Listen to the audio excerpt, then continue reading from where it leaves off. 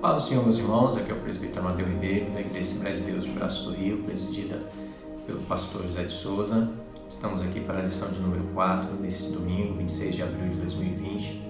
O tema desta lição é a iluminação espiritual do crente. Estamos estudando a Igreja Eleita, com base na carta que Paulo escreveu aos Efésios. Nosso textuário está em Efésios capítulo 1, versículo 17, e diz: Para que o Deus de nosso Senhor Jesus Cristo, o Pai da Glória, vos dê em seu conhecimento o espírito de sabedoria e de revelação. Conhecimento, o espírito de sabedoria e de revelação. A verdade prática diz que a vocação do crente inclui a herança de preciosas riquezas conferida aos eleitos pela grandeza do poder de Deus. A vocação, a chamada de cada crente inclui uma herança das riquezas que são conferidas àqueles que são eleitos pela grandeza do poder de Deus. O objetivo geral é que todos possam entender a dimensão da nossa chamada, as riquezas da herança divina e a grandeza do poder de Deus. Então, nessa lição, nós vamos falar da chamada de cada crente. Nós vamos falar que essa chamada é para riquezas de uma herança divina que nos é concedida pela grandeza do poder de Deus. No primeiro ponto, vai destacar a vocação e as riquezas da glória inclusas na herança divina. O segundo ponto vai destacar a grandiosidade do poder divino que opera em favor dos crentes. E o terceiro ponto vai expressar o exemplo da exaltação em Cristo. Paulo, no capítulo 1 de Efésios, ele inicia uma longa sentença com ação de graças, agradecimento a Deus, uma oração intercessora e uma confissão de louvor e exaltação a Deus. E nessa sentença nós somos exortados, nós somos advertidos a louvar o Senhor pela nossa eleição. A graça de Deus nos dando a eleição é um motivo de adorarmos a Deus, de glorificarmos ao Senhor. Nós somos salvos pela graça. A eleição é algo que foi planejado por Deus. Então cada crente tem que louvar, deve louvar a Deus pela eleição, por ele fazer parte da igreja, por ele fazer parte do povo escolhido, por ele fazer parte do povo que vai morar no céu. Louvando a Deus, ele também deve buscar a pessoa do Espírito Santo para ter a iluminação, o esclarecimento, o conhecimento, para compreender o que isso quer dizer, qual é a dimensão da nossa chamada, qual é a dimensão, qual é a grandeza da nossa chamada. Talvez o crente está na igreja e não sabe que o tamanho que é a obra para ele estar ali, o tamanho, a dimensão da chamada e da herança divina. Às vezes você está enfrentando lutas nesta terra e não compreende que você faz parte de um povo escolhido por Deus, um povo protegido de Deus, você é um eleito de Deus. Então a lição, quando Paulo escreve aos Efésios, ele fala: olha, eu agradeço a Deus por vocês, eu oro por vocês, eu exalto a Deus pela eleição de vocês. É isso que, quando nós entendemos a eleição, nós louvamos ao Senhor e buscamos a Deus ter o conhecimento através do Espírito para compreender que isso envolve o grande poder de Deus. Por aí, quando o Espírito Santo nos ilumina, esclarece nossa mente, nós entendemos: não merecemos, mas eu sirvo a um Deus que é graça, a um Deus que pela sua infinita misericórdia me elegeu, me escolheu antes da fundação do mundo. Isso é fruto da grandeza de Deus. O ponto central desta lição é mostrar que a herança de preciosas riquezas espirituais são conferidas aos eleitos e faz parte da chamada de cada crente. É isso que nós pretendemos na lição deste domingo. A esperança da vocação e as riquezas da glória. Paulo, ele agradece e ora em favor dos crentes. Agradece pela vida de cada eleito, por cada um que faz parte daquele povo escolhido e vai morar no céu. Porque ele sabe que esses eleitos, eles recebem bênçãos espirituais, eles foram eleitos, eles foram predestinados, eles têm um Pai que é Deus e eles recebem o dom do Espírito Santo. São bênçãos que só recebem os eleitos. Só recebem essas bênçãos quem faz parte do povo escolhido de Deus. E Paulo então ora para que seja concedida a cada eleito, concedido ao povo eleito, o espírito de sabedoria e revelação. Cada crente seja para ele revelado a grandeza do poder de Deus, que ele fez parte integrante desse povo escolhido. o Evangelho é maravilhoso, porque é impossível, irmãos, percebermos a glória dessas boas novas sem ser ensinado por Deus. Daí a grandiosidade do Evangelho de Cristo. Por isso que Paulo, quando escreveu aos Romanos, diz que o Evangelho é o poder de Deus. O Evangelho é maravilhoso. Nós só conseguimos perceber toda essa grandeza, toda essa glória das boas novas quando somos ensinados por Deus. Por isso os crentes precisam, nós que fomos eleitos, todos aqueles que são eleitos precisam receber a capacidade de compreender, através do Espírito Santo, a esperança da chamada, as riquezas da herança e a grandeza do poder de Deus. Isto, irmãos, você não aprende lendo. Isto você aprende através do Espírito Santo. É o Espírito Santo que faz o trabalho da salvação. É o Espírito Santo que convence o homem do pecado, da justiça e do juízo. Nós só conseguimos compreender essa grandeza, essa grandiosidade e darmos graças a Deus e pedimos sempre a Deus que tenhamos a certeza de que fazemos parte do povo escolhido, e este povo escolhido por Deus recebeu um destino. Este povo escolhido por Deus é filho dele. Este povo escolhido por Deus recebeu o dom do Espírito Santo e entendem a grandeza dessa chamada, a grandeza dessa esperança, as riquezas dessa esperança e a grandeza do poder de Deus que opera isso nas nossas vidas. Por isso, quando o Espírito Santo age na nossa vida, nós temos uma esperança da chamada. Paulo ora para que o Espírito Santo ilumine os crentes, esclareça na mente dos crentes, a saberem qual seja a esperança da sua vocação. Talvez você ainda não entendeu por que está na igreja. Talvez você ainda não entendeu por que você faz parte desse povo. Talvez você ainda não compreendeu a grandeza que é a eleição e a predestinação. Às vezes você está preocupado com tanta coisa e você deveria apenas deixar o Espírito Santo iluminar na sua mente para que você entenda que o que nós devemos estar sempre buscando é a esperança da nossa chamada, da nossa vocação. Fomos chamados por Deus. Ninguém pode ir a Deus se não for pelo Espírito Santo, experimentando e conhecendo os privilégios de serem vocacionados. Você já entendeu o privilégio que você tem por ser um chamado por Deus? Quando você tem essa certeza nos dá esperança. A esperança, pelo menos em 3 aspectos. Deus chamou pessoas no passado. Uma chamada em que Ele teve a iniciativa por meio da eleição em Cristo, da qual fazemos parte. No passado, Deus elegeu, através de Cristo, um povo. Nós fazemos parte dessa eleição. Você faz parte dessa eleição. O Espírito Santo tem que iluminar na sua mente para que você tenha certeza de que você faz parte desta eleição em Cristo. E esta chamada de Deus, ela nos conduz ao serviço e à santificação. Ninguém que é chamado por Deus fica parado. Ninguém que é chamado por Deus fica vivendo de acordo com o mundo. Não. A chamada de Deus na nossa vida nos leva a fazermos algo para Deus. A chamada de Deus na nossa vida nos faz ter uma vida em santificação, uma vida separada do mundo. Todos aqueles que têm uma chamada de Deus na sua vida, através do Espírito Santo, eles vivem trabalhando para Deus, não é forçado, ninguém o obriga. Ele vive uma vida de santidade, separada do mundo. Ele não quer pecar, não quer ofender ao Deus que operou uma grandiosidade na sua vida.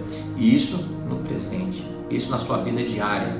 Ele tem uma vida irrepreensível, ele sabe que se pecar vai cortar a sua comunhão com Deus. Então ele anda de modo digno, ele anda como filho da luz. Ele sabe que vivendo assim, ele vai ter um futuro glorioso. Ele vai participar do futuro glorioso, ele vai receber a vida eterna e a esperança de conhecer a Deus face a face. Então a chamada, a esperança da nossa vocação é essa. Nós temos a certeza de que no passado Deus elegeu um povo através de Cristo. Cristo morreu por nós. Atendemos esse chamado, vivemos uma vida de santidade e uma vida trabalhando para Deus no presente, no agora.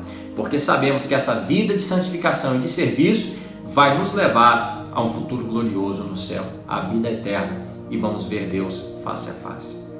Nós temos a certeza de que a glória que nos espera no porvir não há de se comparar a nada neste mundo. As riquezas da glória, da herança que nós vamos receber, os crentes precisam entender as riquezas da glória da sua herança. A herança é o que Deus deu aos eleitos. Deus nos deu uma herança aos eleitos. Aqueles que fazem parte do povo eleito têm uma esperança. Riquezas são as maravilhosas bênçãos que acompanham o plano da salvação. Não, é muito grandioso, irmãos, é muito maravilhoso. Somos salvos e ainda tem riquezas como o perdão de pecados, riqueza como a adoção de filhos, riquezas como as bênçãos que serão desfrutadas no porvir, que é ver a Deus, a Cristo e o adorarmos. O plano da salvação é muito grandioso, é maravilhoso. Que você possa ter essa certeza de que você tem direito a essa herança. A que herança? Deus perdoa pecados. Confessa e deixa e alcança misericórdia. Com pecados perdoados, você é recebido na família de Deus como filho de adoção. E aí tem direito a bênçãos que você vai desfrutar nessa vida e no porvir. Ver Deus, ver a Cristo e adorá-lo. Os fiéis estarão reunidos nas bodas do Cordeiro. Estaremos participando da grande festa no céu, recebendo a coroa que o Senhor tem reservado aos que lhe são fiéis, tomando posse da herança preparada desde a fundação do mundo. Nesse ponto nós aprendemos que os santos, os crentes, os eleitos devem louvar a Deus por fazer parte do povo escolhido, do povo eleito, e ser iluminado para conhecer a esperança do chamado e as riquezas que fazem parte da nossa herança.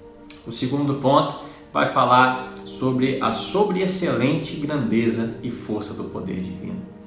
É o que opera em nós a nossa salvação. É grandioso demais, a sobreexcelente, o extraordinário poder de Deus. A grandeza aqui enaltece a magnitude do poder de Deus, que a tudo sobrepuja. Nada é maior do que o poder de Deus. Estamos vivendo em tempos difíceis, mas nada é maior do que o poder de Deus. Deus é soberano, Deus é grande em poder. Poder são os feitos miraculosos que requerem força fora da medida. O poder de Deus é fora da medida, não dá para medir o poder de Deus.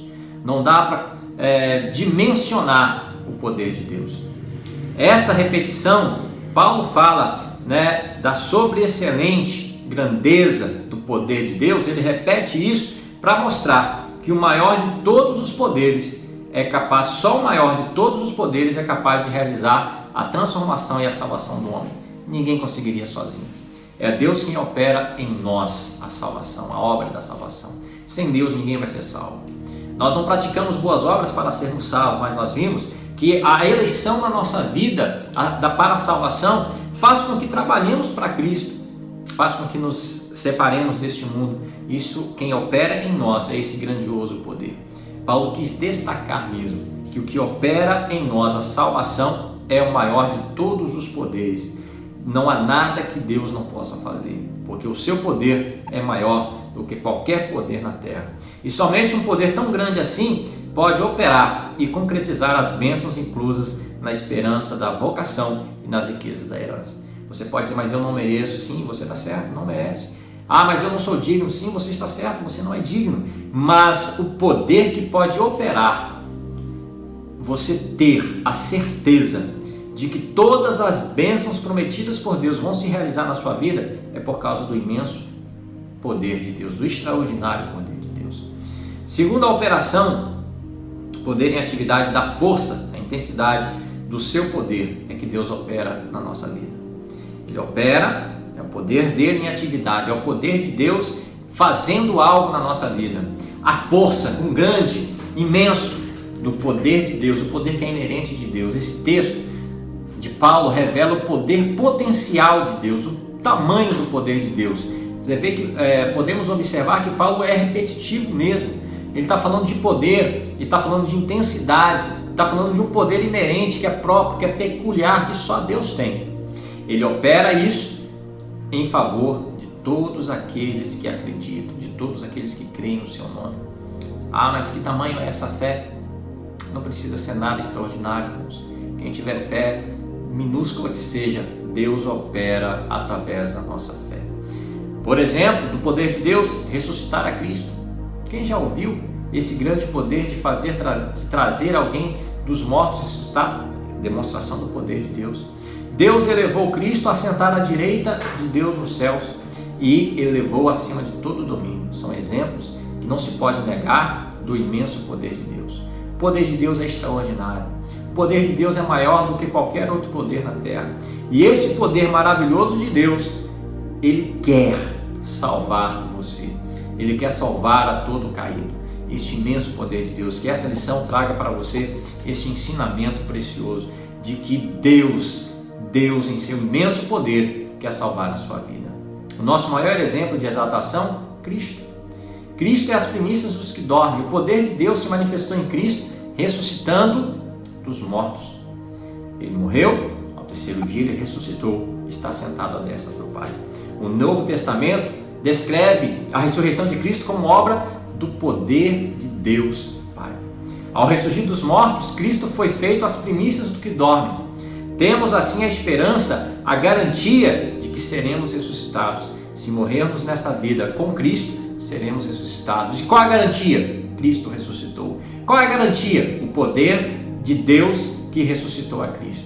O mesmo poder que ressuscitou a Cristo está à disposição de cada crente salvo, de cada crente eleito, do povo de Deus, do povo que é eleito. Os crentes vencerão a morte e erguerão gloriosamente de seus sepulcros para reinarem com Cristo na eternidade.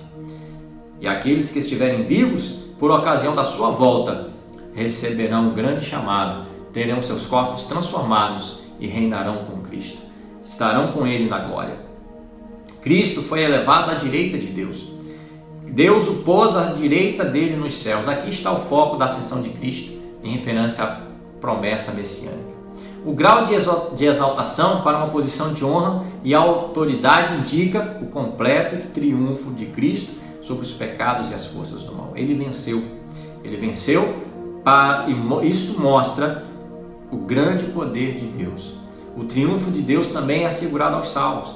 O triunfo de Deus que garantiu a vitória completa de Cristo também está disponível de cada crente, de cada um que crê, de cada um que entrega a sua vida a Deus, cada um que se achega a Deus. A vitória de Cristo mostra que o poder de Deus é que nos faz triunfar. Esse triunfo, o exemplo que nós temos em Cristo, é um triunfo que também é assegurado aos salvos e nos transfere o direito de participarmos da vida celestial. Nos fez assentar nos lugares celestiais. Assim, tanto a ressurreição como a ascensão de Cristo são as obras do poder de Deus Pai. A ressurreição de Cristo, a ascensão de Cristo, elevado à direita de Deus, demonstra o poder de Deus, o poder que pode operar na sua vida, o poder que pode operar na nossa vida. Cristo foi exaltado sobremaneira, acima do normal. O poder de Deus exaltou a Cristo acima de todo principado e poder e potestade, domínio e de todo nome que se nomeia. Cristo foi exaltado acima de toda a eminência, de toda a altura, do bem e do mal, e de todo título que se possa conferir nessa era e também no porvir. O resultado desse triunfo, quais benefícios nós temos? Deus fez Cristo cabeça da igreja, e Deus designou a igreja para ser a expressão plena de Cristo. Então, o poder de Deus expressado na vida de Cristo mostra que esse triunfo de Cristo fez de Cristo a cabeça da igreja, e a igreja uma expressão plena de Cristo.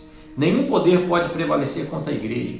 Por quê? Porque nela tem homens preparados? Não. Nenhum poder pode prevalecer contra a igreja. Por quê?